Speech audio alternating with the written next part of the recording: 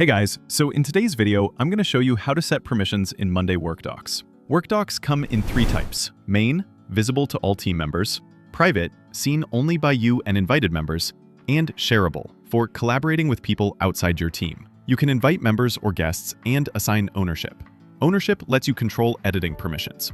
By default, anyone with access can edit, but you can restrict it so only owners can make changes. Non-owners will see a read-only view. Pro tip: assign ownership carefully. Only give editing rights to team members who need them. This prevents accidental changes and ensures accountability. Want to share a doc externally? Use a public link for shareable documents. Docs with a blue banner indicate they're public. To protect your data, embedded boards, files, comments, and videos won't appear on the public link. When sharing public links, consider adding an expiration date or periodically reviewing active links to maintain data security. For enterprise accounts, admins can turn public links on or off for the entire account. This ensures no one, even admins or owners, can share links if disabled. Security tip: regularly review permissions for both internal team members and external collaborators to avoid unintended access. Make use of the read-only view for sensitive documents whenever possible.